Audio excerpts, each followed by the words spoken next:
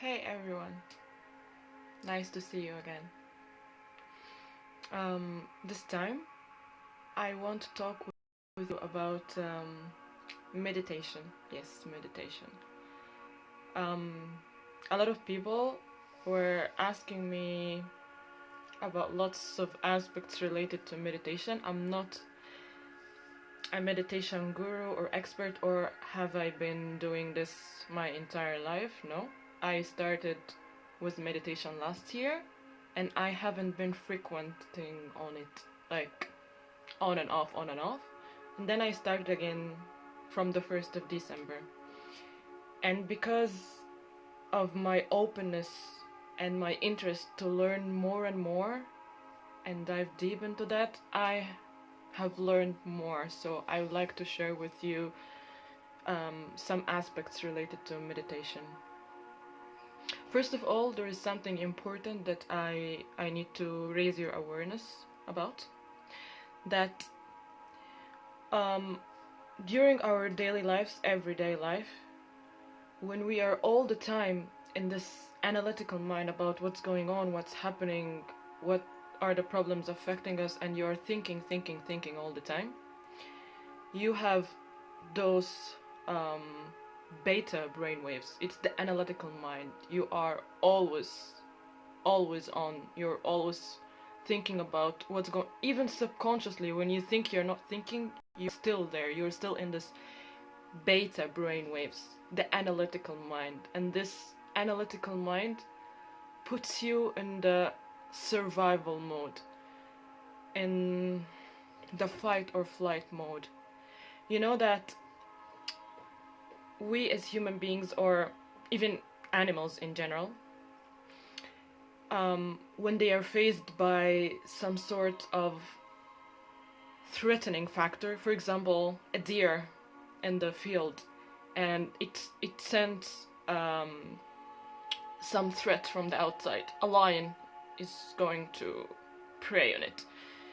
Then its body makes it ready to run, the fight or flight mode. It becomes in the survival mode. So it's ready, it releases the chemicals, and the brain chemistry releases what will make the deer run away so that it saves its life. This is the survival mode. And when it runs and saves its life, and the stressing factor from the outside, which is called the stressor because it's from the outside, is not there anymore, the deer goes back to homeostasis, where its body is neutral. It's not on fight or flight anymore. The threat disappeared. The same goes for us humans. We are all the time on fight or flight mode. We are all the time on survival mode, on beta brain waves, because we are on the analytical mind all the time, thinking about that thing, what's going on in our homes, the things at work, everything. We are all the time on survival mode. You are not created to be all the time on survival mode. You have to be in homeostasis. If you're all the time on survival mode, we become sick. And this is what's happening to us. We let our stressors affect us. We need to separate our stressors from the stress itself. We need to learn how to deal with ourselves, our stress, even if the stressor, which is the things from the outside, didn't go away. We need to stop being on survival mode all the time. So the beautiful thing about meditation is that it shakes off the survival mode. Why? Because what is meditation? In Tibetan language, meditation means to become familiar with. It means to observe, to focus on a specific idea.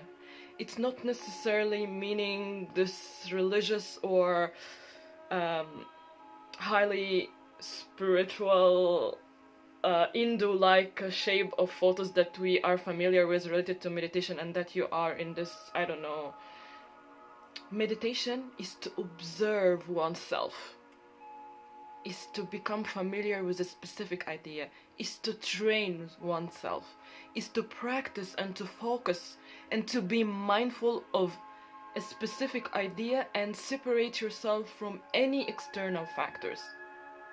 So we are in homeostasis. We need to be in a relaxed state. It doesn't mean that you are in a sleepy state or you are not aware of what's going on. You need not to be on fight or flight all the time, so that you can function normally, so that you could come up with solution, so that you could think of the other things going on in your life. So what meditation does to us is that it trains us to be separated from all the distractions and to focus and observe our bodies and be mindful and aware of a specific idea. When you start meditation, you don't need to focus on a specific thing at the beginning. You just need to be present. Present is to stop thinking about anything else. Only you. Only your breath. You're here, you're there. If your mind goes to what's outside, it's okay. Focus again on yourself. Mind your breathing. If your legs are numb, it's okay. Shake your legs, move your body. Be mindful again of your presence. You don't have to think about specific anything at the beginning. Just be present. Be here at this moment for 30 minutes, for 40 minutes. Separate yourself from your external factors. It's very important. Then later on, when you train yourself to focus on nothing, absolutely nothing, it's very important to stop being on survival mode. It's very important to be in homeostasis for your own well-being. You can then start focusing on ideas like gratitude, love, creativity, compassion. You can start embodying self-worthiness. You can start meditating about other things, becoming familiar with other things.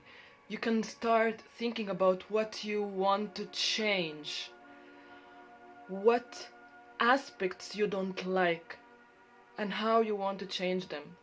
It's very important to be mindful of the big three. Environment, what's outside of you, time, and body, ego. During meditation, you need to be separate from the big three. If you want to really meditate, first thing, environment.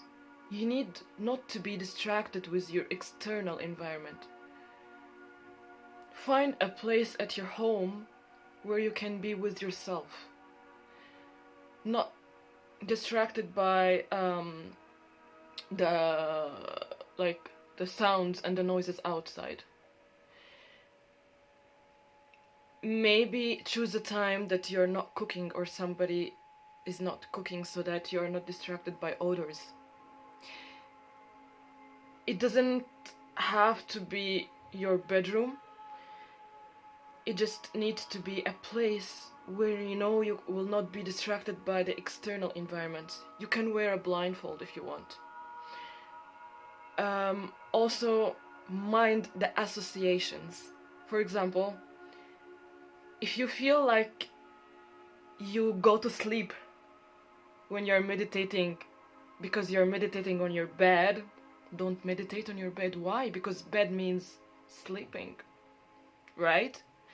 So, associations. Time. You need not to be distracted by time.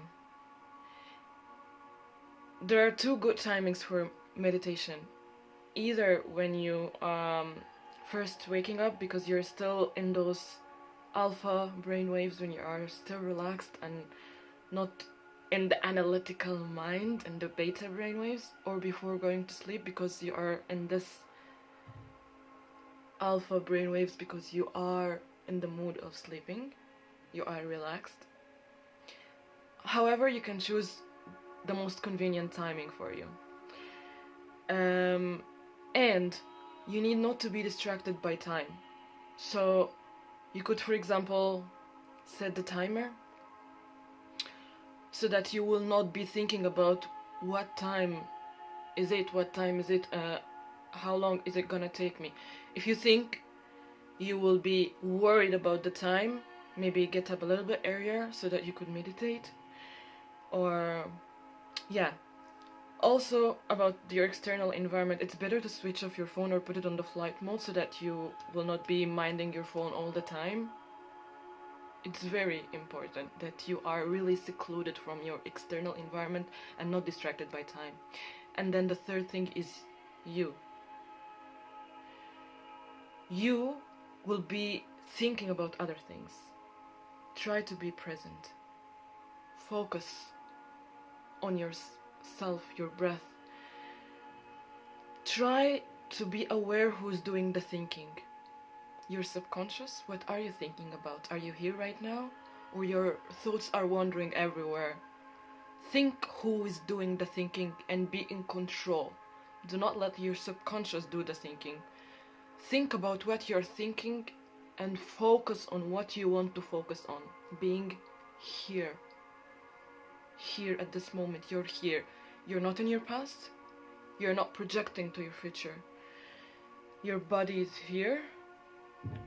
Try to mind the space you're sitting in. Your body. The space between your eyes.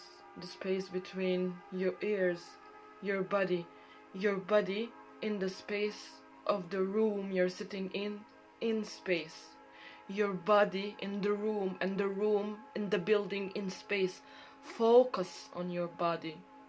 Do not be distracted with something that is itching you, or focus on your presence. When you focus on your presence, you will not feel anything else. It doesn't happen like this. Everything needs practice.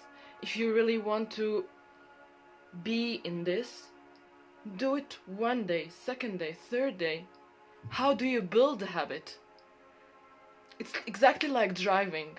At the beginning, you need to be aware of the gear, changing gear, the how to stop the car, how to put the car on the first gear, the second gear, the wheel, to be aware of the other cars, to be aware of distances. But what happens when you do this one day, second day? You subconsciously, your body has learned the process. You don't think anymore.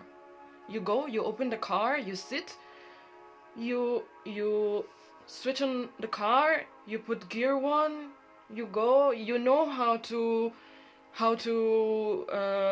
mind the distances, you know how the other cars and you and the distances. You don't even think about it, you're on autopilot. The same thing goes for any habit.